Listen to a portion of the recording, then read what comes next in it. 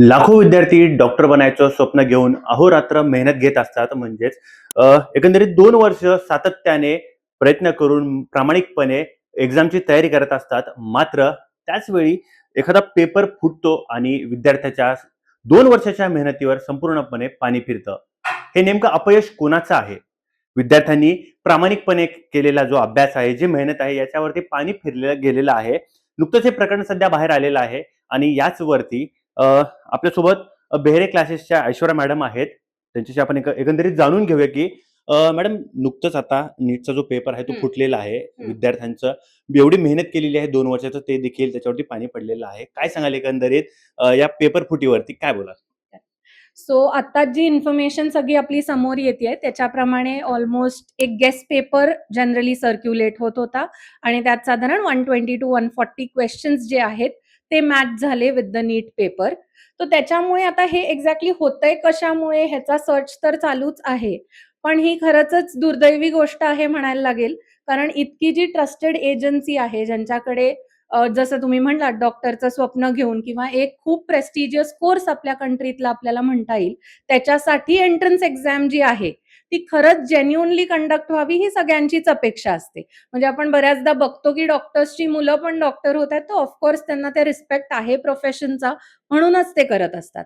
तर हे paper leak होणं हे खरंचच म्हणजे ह्याच्यात रूल्स, रेग्युलेशन थोडे स्ट्रिक्ट पाहिजेत किंवा एन-टी-ए किंवा बॉडीजनी थोडे स्ट्रिक्ट कंट्रोल्स एस्टॅब्लिश करायला पाहिजेत. काही एक्स्ट्रा सिक्युरिटीज यूज करायला पाहिजेत. कारण हे पेपर लीक ह्याच्याने स्टुडंट्सच्या माइंडसेटवर जो आहे, तो खूप वेगळा इम्पॅक्ट होतो. म्हणजे असा पेपर झाला, एक्झाम अनाउन्स होणं सोपं आहे. पण त्या प्रोसेसमध्ये प्रेशर सिच्युएशनमध्ये मुलांनी परत-परत जाणं, हे त्यांच्यासाठी खूप खरंच चॅलेंजिंग गोष्ट आहे किंवा अवघड आहे म्हणायला लागेल. बरं. मॅडम, एकंदरीत आता हे पेपर फुटीचं जे प्रकरण आहे, नेमकं हं. यामध्ये दोषी कोणाला ठरवलं जाईल? काय वाटतं याबाबत तुम्हाला? हं, हं. दोष आता कोणाचा आहे यात? ॲक्चुअली ह्याच्यात काय झालंय, की आपल्याला खूप व्हेरिड इन्फॉर्मेशन समोर येते अजून तर, कारण कन्क्लुसिव्ह काहीच आलेलं नाहीये. आधी म्हणले होते, की काही रिजन्समध्ये हा पेपर लीक झाला होता. नंतर आता समोर येतंय, की बऱ्याच वाईड स्प्रेड जागी हा झालेला आहे. त्याच्यामुळे एक्झाम घेतली जाते. ऑफकोर्स ह्याच्यात कसं आहे, बऱ्याच बॉडीज नॅशनल लेव्हलवर एक्झाम घेतात आणि या मॅसिव्ह स्केलनी एक्झाम होतात. सो असं नाहीये, की एकच एक्झाम आहे जिथे एवढे 20,00,000 पेक्षा जास्त विद्यार्थी देतायत. बऱ्याच नॅशनल लेव्हलच्या एक्झाम्स आहेत. सो जे एजन्सीज असतात, तिथे मे बी माहिती नाही काही सेट ऑफ लोकं आहेत किंवा आपण रॅकेट म्हणता येईल. कारण हे एका माणसाचं तर कोणाचं काम नाहीये. कारण जे पेपर सेटर्स पण असतात, ते किती क्वेश्चन सजेस्ट करतात. हार्डली एक पेपर सेटर असतो किंवा फॅकल्टीची टीम असते, ते 4 ते 5 क्वेश्चन प्रत्येक जण सजेस्ट करतं. पेपर आपल्याला नीटला जे क्वेश्चन्स असतात, ते त्याच्याहून 180 असतात.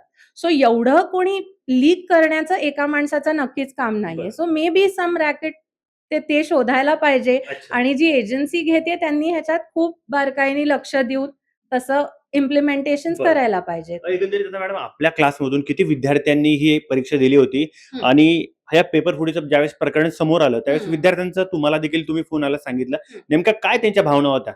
हं. आपल्याकडे आता साधारण 52 स्टुडंट्सनी यावर्षी दिलेली होती आणि म्हणजे खरं सांगायचं तर कंटिन्युअसली माझं WhatsApp किंवा आमचं ॲपचं चॅट सेक्शन आहे ते त्यांनीच फ्लडेड आहे, की पेरेंट्स आणि स्टुडंटचे कन्सर्न्स येतात. आता आमच्या क्लासमध्ये बेसिकली मॅक्सिमम स्टुडंट्स असतात ते बाहेरगावचे असतात. सो ते जस्ट एक्झाम संपून म्हणजे तुम्ही जसं म्हणलात, की 2 वर्ष तयारी करतात आणि जस्ट एक्झाम संपून घरी गेलेले असतात. मध्ये ब्रेक्स पण मिळत नाहीत. तर ते परत जाऊन आता परत येणार म्हणजे जनरली आता बोललं जातंय, की एक्झामची डेट तर आलेली नाहीये. पण अंदाजे एक 15 ते 17 दिवसाची तयारीला वेळ लागतो. त्याच्यानंतर परीक्षा होण्याचे चान्सेस आहेत. सो मग एवढ्या लगेच जर परत परीक्षा होणार असेल, तर आत्ताच ज्यांना ब्रेक मिळालाय किंवा जरा मोकळा श्वास घेतलाय म्हणता येईल, त्याच मुलांना परत तुम्ही अभ्यासाला बसवून परीक्षा द्यायला लावताय. ही खरंच सिच्युएशन म्हणजे बॉदरिंग आहे स्टुडंटच्या मेंटल किंवा सायकॉलॉजी रिलेटेड पण. विद्यार्थी फ्रस्ट्रेट देखील झालेले आहेत. आम्ही नक्की. आम्ही देखील काही विद्यार्थ्यांना म्हणजे हं, कॉल केला होता, मात्र विद्यार्थी देखील गावाला गेलेले आहेत. हं, आणि मुख्य म्हणजे आता मॅडम, एकंदरीत आता हा जो पेपर फुटीचं प्रकरण आहे आणि हं, यामधून आता जर विद्यार्थ्यांना काही महिन्यावरती जर पेपर आला, तर हं. त्यांनी कशाप्रकारे अभ्यास केला पाहिजे, त्याबद्दल काय सांगाल? आता हॉनेस्टली तर सगळे पेरेंट्स आणि स्टुडंट्स खूप डिस्टर्ब्ड एन्व्हायर्नमेंटमध्ये आहेत. पण आम्हाला ॲज अ इन्स्टिट्यूशन काही ना काहीतरी त्यांच्या सपोर्टमध्ये करायला लागतंच. सो तीच आत्ता आमची फॅकल्टीजची मीटिंग पण झालेली आहे. तर फॅकल्टीनी तेच सजेस्ट केलेलं आहे, की वीकली एक-एक रिव्हिजन मे बी त्यांनी कुणी रिव्हिजन कुठे त्यांनी सेशन स्टुडंटनी अटेंड केली किंवा काही पेपर्सचीच अजून थोडी प्रॅक्टिस केली, तर त्यांना थोडंसं त्यातनं बाहेर येता येईल. पण हॉनेस्टली मी सांगू तर ही स्टुडंटसाठी खरंच टफ फेज आहे आणि यावर्षी स्टुडंट्स ऑलरेडी नीटच्या परीक्षेला जाताना त्यांची मेंटल स्टेट जी होती ती तशीही खूप अवघड होती. कारण बोर्डाचा रिझल्ट यावेळी आपला 2 तारखेला आला. 3 तारखेला पेपरला गेले नीटच्या. त्यामुळे ते त्या प्रेशरमध्येच एक्झामला गेले आणि आता तुम्ही त्यांनाच म्हणताय परत, की परत री एक्झाम द्या. बरं. म्हणजे त्यांना काही त्यांचा विचार ह्याच्यात होत नाहीये हॉनेस्टली. एकंदरीत आता या विषयामध्ये जेवढे मुलं टेन्शन घेतात किंवा अभ्यास अहोरात्र करतात, त्यामध्ये पालकांचा तितकाच महत्त्वपूर्ण सहभाग आहे. मॅडम, पालकांना देखील तुम्ही काय सजेस्ट कराल, की कशाप्रकारे विद्यार्थ्यांच्या सपोर्टमध्ये राहिलं पाहिजे? त्यांच्याबाबत काय सांगाल? येस. आता पालकांना मी हॉनेस्टली एवढं सजेस्ट करीन, की मुलांना थोडंसं बूस्ट करून किंवा मोटिव्हेट करून, ठीक आहे सगळ्यांच्याच लाईफमध्ये फेजेस येतात. तर आता तर अनाउन्स झालेलीच आहे री एक्झाम, त्यामुळे फार काही आपल्या हातात राहिलंय असं नाहीये. मी समजू शकते, की ते प्रोटेस्ट होतायत किंवा ऑलरेडी काही ॲक्टिव्हिटीज चालू झालेल्या आहेत. पण पालकांना थोडंसं कामली या सिच्युएशनला डील करून मुलांना थोडी मदत करता आली, की त्यांना एक मेंटल सपोर्ट देता आला. कारण चॅलेंजेस सगळ्यांसमोर असतात. पालक पण रोज डे टू डे बेसिसवर चॅलेंजेस फेस करतायत. तर स्टुडंटला तशाच पद्धतीचं काही सजेशन देऊन थोडं आपल्याला सगळ्यांनाच बाहेर काढता आलं, तर आपण त्यांना नक्कीच मदत थोडी करू शकू. अगदीच. तर आपण पाहिलं, की नेमकं या प्रकरणामध्ये जे यामध्ये कोण दोषी आहेत त्याच्यावरती नक्कीच कठोर कारवाई झाली पाहिजे. कारण लाखो विद्यार्थ्यांचं भविष्य आहे जे पणाला लावलेलं आहे आणि त्याच्यावरती सर्रासपणे पाणी फेडल्याचं आपल्याला सध्या पाहायला मिळतंय.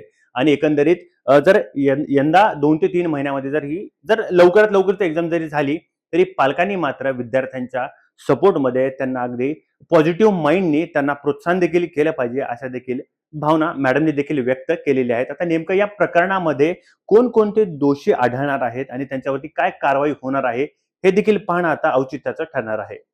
थोडक्यातसाठी अमित मुंडे, पुणे.